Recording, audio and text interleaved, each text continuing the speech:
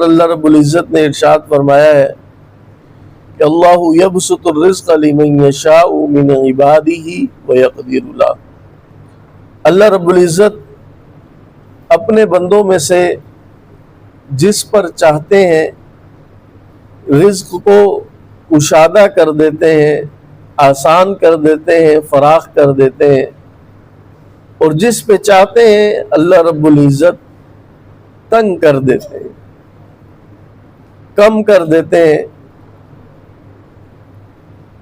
تو رزق اللہ رب العزت ہی عطا فرماتے ہیں، کسی کو زیادہ کسی کو کم، اس میں بندے کا اختیار نہیں ہوتا۔ بندہ اپنی محنت اور کوشش کرتا ہے، پھر اللہ رب العزت نے اس دنیا کے اندر ایسا نظام بنایا ہے کہ ہر شخص ہر کام کرنے کا ماہر نہیں ہے، وہ کسی نہ کسی کام میں کسی دوسرے کا محتاج ہے۔ کوئی ایک شخص خود ہی اگر یہ چاہے کہ میں اپنا گھر بھی خود بنا لوں، میں اپنے حصے کا گندم اور غلہ بھی خود اگا لوں، میں اپنی صحت کا خیال بھی سارا خود رکھ لوں، میں اپنے پہننے کے کپڑے بھی خود بن لوں، میں اپنا جوتا بھی خود تیار کر لوں، تو ایسا ممکن نہیں ہے۔ اللہ رب العزت نے بعض کو بعض صلاحیتیں دی ہیں، کسی کو کوئی صلاحیت دی، کسی کو کوئی صلاحیت دی۔ پھر اس طرح اللہ رب العزت نے انسانوں کو بعض کا محتاج کر دیا۔ اب یہ جو کام کوئی شخص کپڑے سی رہا ہے، کوئی کپڑے بن رہا ہے، اسی محنت کو مزدوری کہتے ہیں۔ اور یہ مزدوری اور مشقت ایسی چیز ہے کہ رسول اللہ صلی اللہ علیہ وسلم نے فرمایا کہ جتنے بھی انبیاء آئے، اللہ رب العزت نے جتنے نبی بھیجے، ان سب انبیاء کو اللہ رب العزت نے ان سے بکریاں چروائی، ان سب نے بکریاں چرائی۔ تو بکری چرانا، اس کو پالنا پوسنا، یہ بھی ایک طرح کی مزدوری ہے۔ اور پھر رسول اللہ صلی اللہ علیہ وسلم نے فرمایا الکاسب حبیب اللہ، کہ وہ شخص جو اپنے ہاتھ سے محنت کر کے مزدوری کر کے کمائی کرتا ہے، وہ اللہ رب العزت کا محبوب ہے، بشرط یہ کہ وہ حلال طریقے سے کمائے، حرام طریقہ اختیار نہ کرے۔ اللہ رب العزت نے جو حلال ذرائع روزی کے دیے ہیں ان کو اختیار کرے۔ اور پھر مزدوری کرنا، یہ انبیاء کا، جس طرح میں نے عرض کیا کہ رسول اللہ صلی اللہ علیہ وسلم نے جب یہ عرض کیا، ارشاد فرمایا کہ تمام انبیاء نے بکریاں چرائی ہیں، تو صحابہ کرام رضوان اللہ تعالی علیہم اجمعین نے عرض کیا وَأَنْتَ یا رسول اللہ، اے اللہ کے رسول آپ نے بھی چرائی ہیں؟ فرمایا ہاں، میں نے بھی مکہ کے لوگوں کی بکریاں چرائی۔ تو معلوم ہوا کہ محنت کرنا اور اپنے لیے رزق حلال کمانا یہ کوئی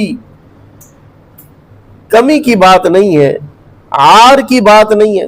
حضرت داؤد علیہ السلام، جسے اللہ رب العزت نے ایسی نبوت عطا فرمائی تھی کہ انہیں بادشاہت بھی ساتھ عطا فرمائی تھی، لیکن اس کے باوجود اللہ رب العزت نے انہیں ہنر عطا فرمایا تھا کہ وہ زرہ بناتے تھے، اور اپنا خرچ، حالانکہ بادشاہ تھے، بادشاہت کے امور چلاتے تھے، خزانے میں سے لینا ان کا حق تھا، لیکن وہ نہیں لیتے تھے، بلکہ اپنے ہاتھ سے کام کر کے زرہ بنایا کرتے تھے اور انہیں فروخت کر کے اپنے گھر کا کام اور کاروبار چلایا کرتے۔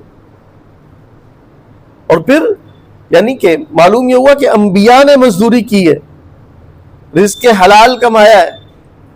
اور پھر اس کے بعد آپ دیکھیے کہ سیدنا ابوبکر صدیق رضی اللہ تعالی عنہ، ان کو جب خلیفہ بنایا گیا، اب اگلے دن وہ کپڑے کی تجارت کیا کرتے تھے، کندھے پہ کپڑے کے تھان رکھے اور بازار کی طرف چل دیے۔ رستے میں حضرت سیدنا عمر فاروق رضی اللہ تعالیٰ عنہ ملے اور انہوں نے پوچھا کہ ابو بکر کہاں چل دیے؟ فرمایا کہ میں اپنے کام پہ جا رہا ہوں۔ فرمایا تم اگر کام کرو گے، بازار کے اندر تجارت کرو گے، تو حکومت کے امور کون دیکھے گا؟ وہاں کوئی فیصلہ آتا ہے تو کون کرے گا؟ کوئی کسی ملک کا سفیر آتا ہے، اس سے ملاقات کون کرے گا؟ حکومت کے معاملات کیسے چلیں گے؟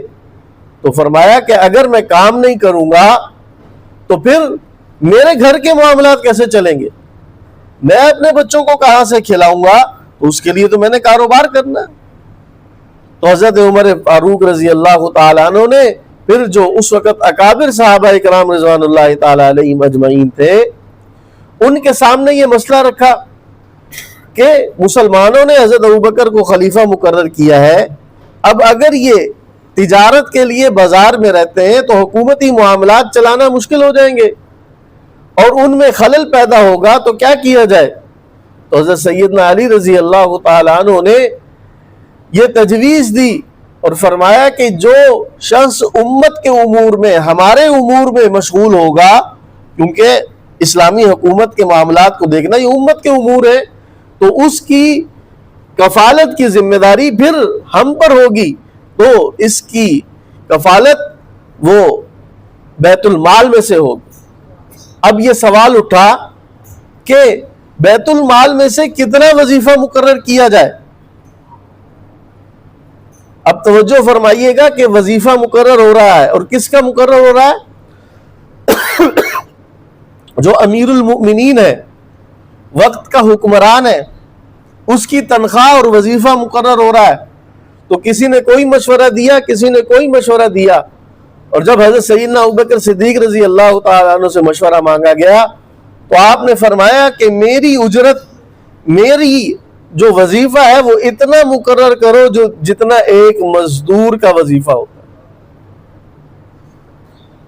تو کہنے والوں نے کہا کہ بھئی اس میں اگر آپ کا گزارا نہ ہوا، آپ تو پہلے تجارت کرتے ہیں، تجارت جب بندہ کرتا ہے تو کچھ اچھا کماتا ہے، زیادہ کماتا ہے، اور آپ مزدور کی اجرت کے برابر اپنا وظیفہ مقرر کر رہے ہیں، آپ کا گزارا نہیں ہوا تو فرمایا تو پھر مزدور کی اجرت بڑھاؤ، اس کا گزارا کیسے ہوتا ہے؟ یہ اللہ رب العزت نے ہمیں اسلام عطا فرمایا، جو شریعت عطا فرمائی اس کا حسن ہے، اور اس کے اندر اللہ رب العزت نے ہر ایک شخص کے حقوق اللہ رب العزت نے عطا فرمائے، کہ جس طرح امراء کے، شرفاء کے، بادشاہوں کے حقوق ہیں، اسی طرح مزدور کا بھی حقوق۔ اور ایک حدیث قدسی رسول اللہ صلی اللہ علیہ وسلم ارشاد فرمائی کہ کل قیامت والے دن چند لوگوں کے بارے میں اللہ رب العزت نے فرمایا کہ ان کی طرف سے میں خود لڑوں گا، اور ان میں سے ایک وہ شخص ہوگا کہ جس کو کسی نے اجرت پہ لیا اور اس کی اجرت صحیح طرح ادا نہیں کی۔ اور جو حدیث مبارکہ آپ کے سامنے تلاوت کی گئی کہ آت الاجیر اجرہ قبل ان یجف عرقہ، یہ اسلام ہے۔ رسول اللہ صلی اللہ علیہ وسلم کی حدیث ہے، فرمایا کہ مزدور کی اجرت اس کے پسینہ خشک ہونے سے پہلے اس کو ادا کر دو، اس کے چکر نہ لگواؤ، اس کو ٹال مٹول نہ کرو۔ مطل الغنی ظلم، رسول اللہ صلی اللہ علیہ وسلم کی حدیث ہے کہ جو شخص غنی ہو، مالدار ہو، اس کے باوجود ٹال مٹول کرے، فرمایا یہ ظلم ہے، اور اس ظلم کا کل قیامت والے دن حساب ہوگا۔ اور جو حدیث قدسی فرمائی کہ اس کی طرف سے لڑنے والا اور کیس کرنے والا جب خود اللہ ہوگا تو پھر دوسرے کا کیا بنے گا؟ تو اللہ رب العزت نے جو ہمیں دین اور شریعت عطا فرمائی ہے، اس کے اندر ایک ایک کے حقوق ہمیں عطا فرمائے ہیں، اور ان حقوق کی رعایت کر کے ہی ہم کامیاب ہو سکتے ہیں۔ آج دنیا کے اندر مزدوروں کے دن منایا جا رہا ہے، 1 مئی مزدور ڈے ہے، لیکن اس دن چھٹی کرنے والے کون لوگ ہوتے ہیں؟ کہ جو ان مزدوروں کے اوپر مسلط ہیں وہ چھٹیاں کر رہے ہوتے ہیں، اور مزدور اس دن بھی مزدوری کر رہا ہوتا ہے، اور اگر نہ کرے تو اس دن اس کے گھر کا جھولا نہیں ڈلتا، اس کے حقوق کی کوئی رعایت نہیں، صرف دن منا کے فارغ کر دیا جاتا ہے۔ حالانکہ اسلام اور شریعت ہمیں یہ حکم دیتی ہے کہ اس کے حقوق کا خیال رکھا جائے، اس کا گزارا ہو رہا ہے نہیں ہو رہا، اس کا ख्याल अमीर उल मोमिनीन रखे, वक्त का हुक्मरान रखे, वरना कल क़यामत वाले दिन उससे पूछोगे। तो अर्ज करने का मकसद ये है कि इस्लाम हमें सिर्फ रस्म व रवाज का मजहब नहीं है, दिन मनाने का मजहब नहीं है, बल्कि इस्लाम हुकूक की अदायगी हमें सिखाता है, हुकूक को अदा करने का हुक्म देता है, ताकि जो भी इस इस्लाम के अंदर मुसलमान किसी भी जगह पर है, वो मजदूर है तब, वो मिस्त्री है तब, वो ताजिर है तब, हर एक के हुकूक अलग अलग हैं। जब उनके हुकूक हर बंदा अदा करने की कोशिश करेगा और पूरा का पूरा दीन पर चलने की कोशिश करेगा और इसको हकीर नहीं जानेगा मजदूरी करने वाले को, क्योंकि मजदूरी अभी मैंने आपके सामने अर्ज की कि अंबिया अलैहिस्सलातु वस्सलाम ने मजदूरी की और सहाबा इकराम रिज़वानुल्लाहि ताला अलैहिम अजमईन में से खलीफा अव्वल ने मजदूरी की। और फिर बादशाहों की मिसाल दी जाए तो औरंगजेब आलमगीर रहमतुल्लाह अलैह बादशाह होने के बावजूद वो अपना खर्च कुरान पाक की खत्ताती किया करते थे, कुरान पाक लिखा करते थे और उसके एवज जो उनको उजरत मिलती थी उससे अपना घर चलाया करते थे, टोपियां बना के बेचा करते थे। बादशाह होने के बावजूद मजदूरी की है। तो ये मजदूरी करना कोई हकारत की चीज नहीं है, आर की चीज नहीं है। उन्हें हकारत की नजर से मत देखिए, बल्कि उनकी कदर कीजिए, क्योंकि रसूलुल्लाह सल्लल्लाहु अलैहि वसल्लम ने फरमाया, अल-कासिबु हबीबुल्लाह, अपने हाथ से मेहनत मजदूरी करने वाला वो अल्लाह रब्बुल इज्जत का महबूब है। अल्लाह रब्बुल इज्जत मुझे आपको अमल की तौफीक अता